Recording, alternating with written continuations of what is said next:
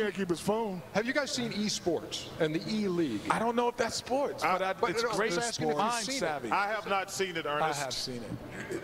More than 12 million people attended live eSports events in the U.S. and Western Europe in 2014.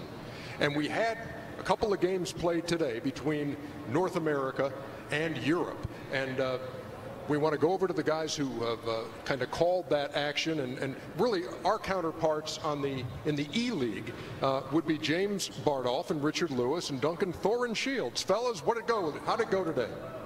Thanks, Ernie. So yes, we had a face-off between the Polish team and a team from North America who've recently been signed to one of the biggest brands within esports here in North America. Richard, what did you make of the action? Oh, it was a great game. We had the first map, you know, it was back and forth. It was really close. We thought the Polish guys could have won it, but in the end, NA kind of managed to claw it back, and they showed they weren't going to wilt under this pressure. You know, you just joined a big organization, all eyes on them, and they were up to it.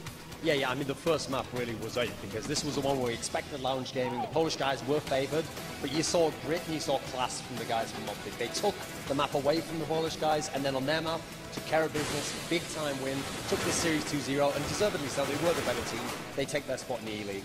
Yeah, and it's really sad for the Polish guys, a young team. They come all this way. This was kind of like the last chance that they had to get into the E-League, and kind of like Kobe, I don't think we'll be seeing them much next season.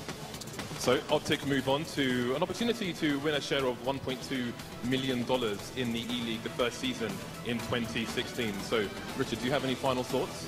I just think it's going to be awesome. You know, I know that our colleagues over there on the other desk, the NBA desk, they're kind of a little bit perplexed about what's happening, but esports is coming up in a big way. It's going to be a huge year, $2.4 million up for grabs. It's only going to get bigger with organizations like Turner involved. Yeah, I mean, I just want to stress in this game, even though it was a 2-0, it wasn't just a complete whitewash. In the first game, the Lounge guys did turn up. They had a really great game. Problem for them is Shazam. He turned up. And I'm not talking about Kazam, that terrible movie that Shaq made in the 90s. I tell you what, it was a terrible movie for the Lounge guys, so they didn't want to see any part of that. What do you think of that? Takes a lot of steel to say that, brother. I'll say this, Thorin. How quickly can you run? Because Shaq can cover some ground over here, too. Faster than Shaq, I hope. He can get from this set to that set Faster than he used to go up and down the court, mate.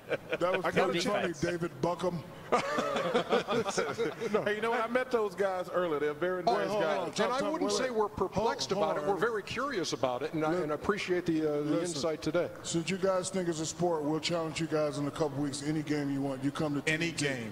And I'll make you eat those words, buddy, because it's getting better. Okay. It's getting better. We challenge you three. Okay. What about weight loss? Should we do that?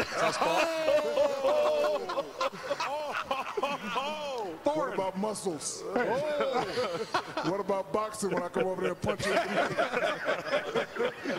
This is America. The Queen can't help you over here, buddy. You better know where you're at, tough guy. James and Richard and Thorin, you know what? Thank you guys very much. It was cool. It was cool meeting those guys earlier, but it always intrigues me when you meet a brother and he starts speaking in English accent.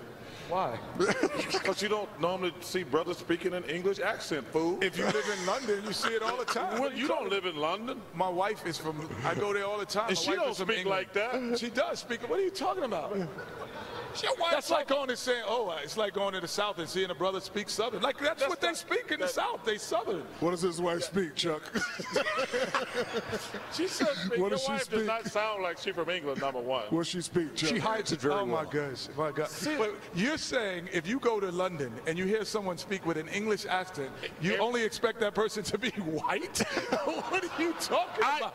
No, I'm saying, wait, listen, I'm saying, anytime you meet a brother and he speaks with an English accent, it's interesting. I guess it was bad or good. I guess if I was in Leeds, Alabama, it would be interesting. Listen, man. I was making a point. That's not a good one. Not a valid one, but I'm full of points, Ernie. Certainly, as you say, an interesting one.